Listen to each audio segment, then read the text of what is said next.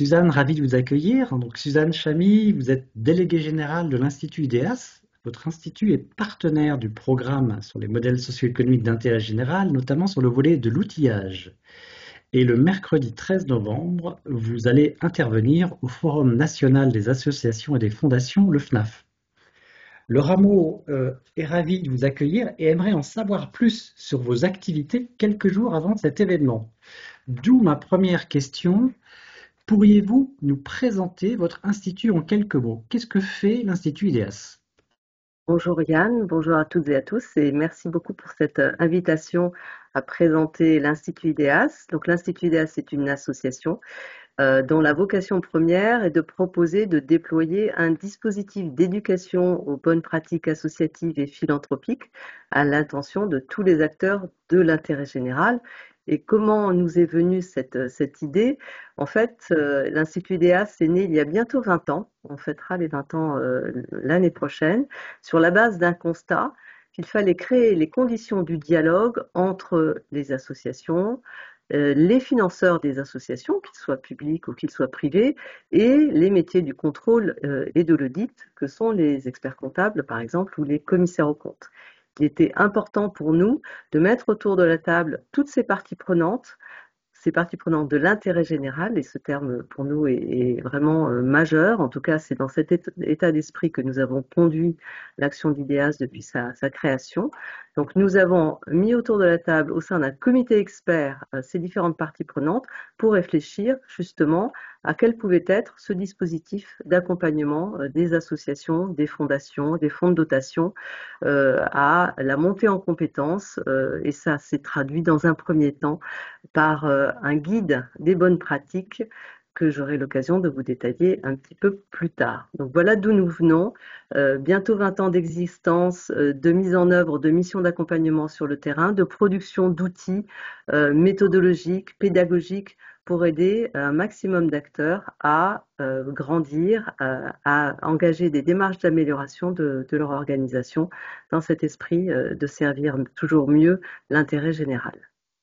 Merci Suzanne. Pourquoi la bonne gouvernance est utile pour les associations, les fondations que vous accompagnez? Un des premiers constats que l'on a posé également, c'est que la gouvernance est au cœur du fait associatif et que c'est elle qui va traduire finalement l'intensité de ce geste d'intérêt général. Et si l'on observe la façon dont nous avons construit notre guide des bonnes pratiques, vous verrez que la partie gouvernance, qui est le premier volet de 3 volets, il y a un volet gouvernance, un volet finance et un volet pilotage et évaluation, vous verrez que plus de la moitié des bonnes pratiques relèvent de la gouvernance. On y traite de sujets aussi variés que les fondamentaux associatifs, comme le projet associatif, la charte éthique, mais également le sujet de la cartographie des parties prenantes pour que l'association puisse mieux se situer par rapport aux parties prenantes et à l'environnement dans lequel elle intervient. On parle également de gestion et maîtrise des risques. C'est un sujet majeur pour que la gouvernance puisse s'exercer dans les meilleures conditions. On parle de sujet évidemment de gestion des richesses humaines. Donc la gouvernance est pour nous, IDEAS, fondamentale. En tout cas, il faut y porter la plus grande attention, la meilleure des réflexions pour pouvoir adapter sa gouvernance aux enjeux, aux spécificités de l'action associative que l'on souhaite conduire. Merci Suzanne donc, pour ce message et cette pédagogie très claire de la gouvernance et tout ce qu'elle recouvre au service du projet associatif. Si on regarde l'agenda, le 13 novembre prochain aura lieu donc le FNAF, le Forum national des associations et des fondations. Quels travaux allez-vous y mettre en valeur? Le FNAF est pour nous une très belle opportunité pour présenter en fait justement tous ces outils que nous proposons, que nous développons pour permettre à tout type d'association, tout type de fondation, tout type de fonds de dotation de trouver la meilleure réponse à son besoin d'amélioration de son organisation. Donc l'Institut DEAS, c'est, je vous ai parlé tout à l'heure, un guide qui est d'ailleurs en accès libre. Il ne faut pas hésiter à aller le consulter et le télécharger. Mais avant même de pouvoir aller chercher ce guide, peut-être qu'on aura besoin de faire une évaluation de son organisation. Et pour ce faire, nous avons créé un autodiag, un outil d'auto-évaluation en ligne qui pose une vingtaine de questions qui permet de faire une analyse à 360 degrés sur les fondamentaux de son organisation. Donc, un autodiagnostic, un guide des bonnes pratiques, et ensuite, un autre outil que nous avons également développé, c'est une série web pour permettre le partage d'expériences entre pairs. Parce qu'on a parfois envie aussi d'entendre finalement comment un dirigeant associatif a pu faire face à une situation difficile ou a mis en place une bonne pratique de gouvernance, on y revient, et il souhaite la partager avec d'autres. Donc c'est l'enjeu de cette série web qui s'appelle Témoins engagés, que nous allons également présenter.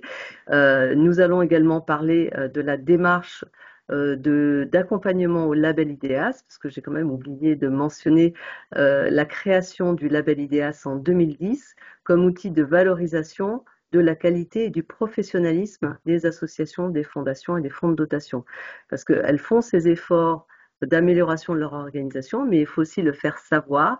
Et IDEAS, c'est un tiers de confiance du secteur et donc a créé ce label qui s'appuie sur des contrôles réalisés par des professionnels indépendants qui sont experts comptables et commissaires aux comptes. Cet événement, le FNAF, cette année a pour particularité de nous permettre aussi de faire connaître notre contribution au guide illustratif sur les modèles socio-économiques, puisque nous accompagnons maintenant depuis près de 20 ans les associations, les fondations, les fonds de dotation sur le terrain. Et donc, nous avons souhaité partager notre expérience de terrain et nous l'avons fait sur ce guide qui est développé par l'ADASI. Donc, c'est une belle opportunité aussi pour nous de faire connaître ce guide et notre contribution à ce sujet de modèle socio-économique que nous avons traité depuis près de 20 ans en faisant prendre conscience aux associations qu'il était nécessaire de porter aussi leur réflexion dans le cadre de leur stratégie sur finalement quel est le modèle socio-économique que je souhaite mettre en place au regard de ma vision, de ma mission, de mes valeurs. Et donc toute cette réflexion se concrétise par ce guide illustratif qui sera présenté le 13 novembre prochain au FNAF.